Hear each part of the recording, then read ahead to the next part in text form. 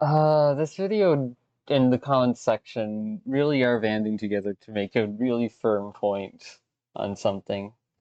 And after watching the video through twice, my brain's like, oh yeah, that's probably the same could be said for people who are emotionally sensitive. Because I may be adapted to. I'm almost never comfortable, so I'm very used to being uncomfortable.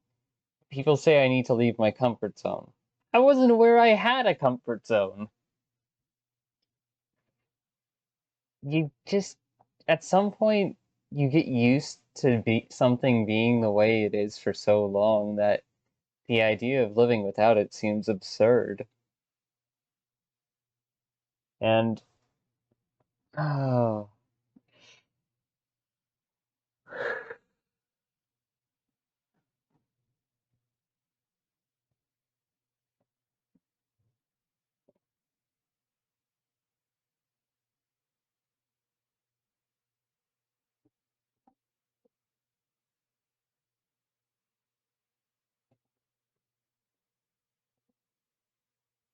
yeah, and this is where the social nuance kicks in.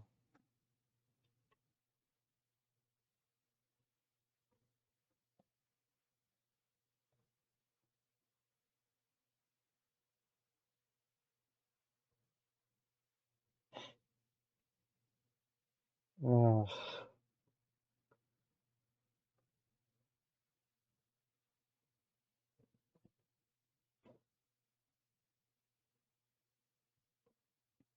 That was gravel in the shoes, not pebbles. Pebbles are rounded, gravel not so much.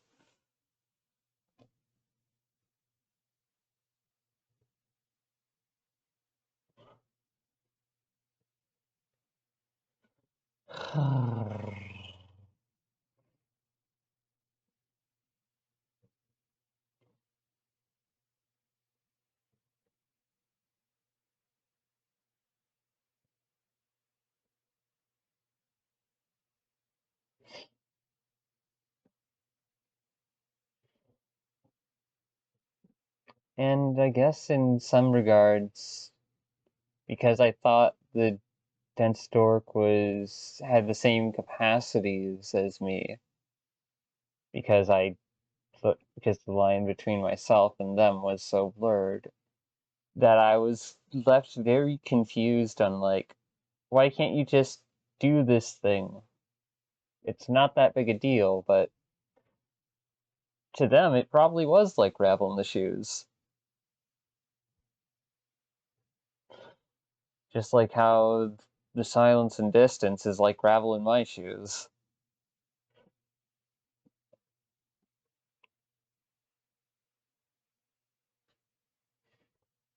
It's okay to be uncomfortable.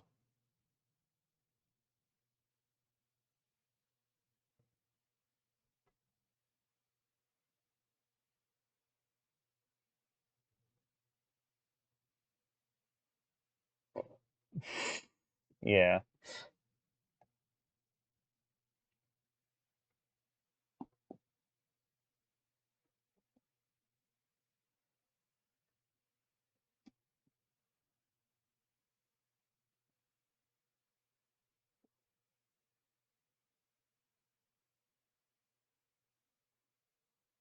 Mm.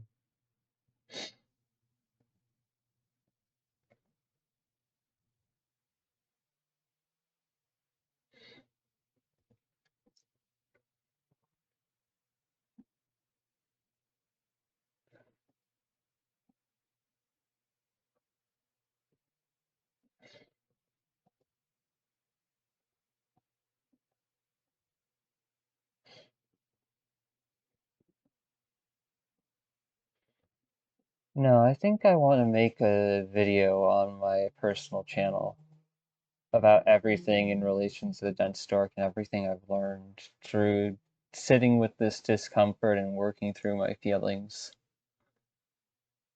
Because not only would it be a good way for me to kind of cap things off and move on, But it would also allow me to share my experiences and thoughts with others who might actually benefit from it.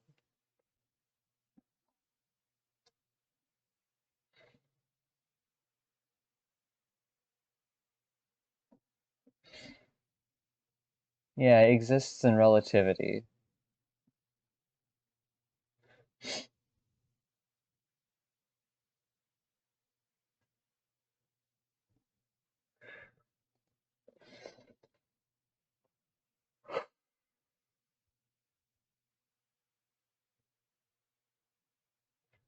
Yeah, there is a big difference between those two things. Never complain about ever anything ever and just suck it up. Versus you need to not immediately shut down and attack people when you're presented with the mildest discomfort or confrontation. The problem is the definitions for even those two things are relative. Someone could already be like dealing with emotional or stimulation overload on a day-to-day basis, and it's like, why can't you do this one thing? Because I'm already at my fucking limit. But that doesn't make sense. Yeah, because I'm not you. I don't have the same capacities. I don't have the same problems. I don't have the same skills and benefits. We are different. And if you can't live outside of your own head to acknowledge someone else's difference, then you're going to go through the rest of your life running away from people who you could have called great friends.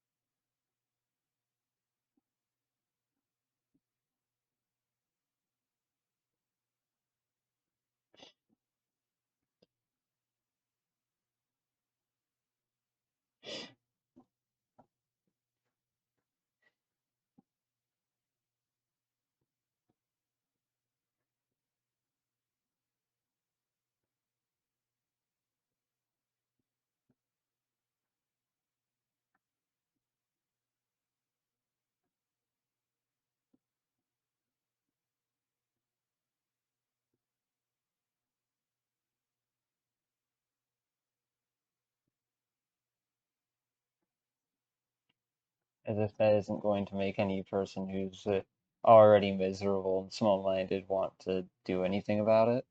Sure, it's an attempt at being helpful, but it runs into the same issue of preaching instead of teaching.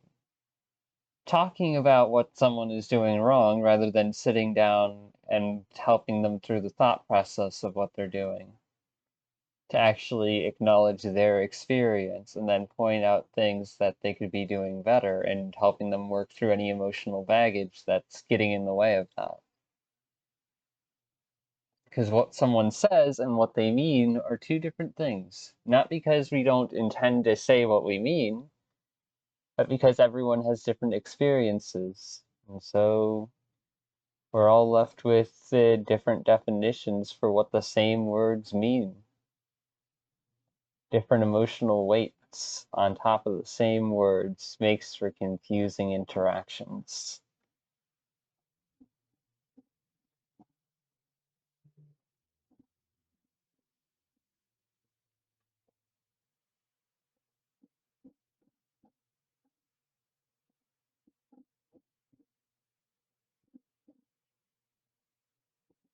Hmm. Also, I'm recording and scrolling down through all of this again because I think the last recording didn't actually capture it visually. So I wanted to make sure.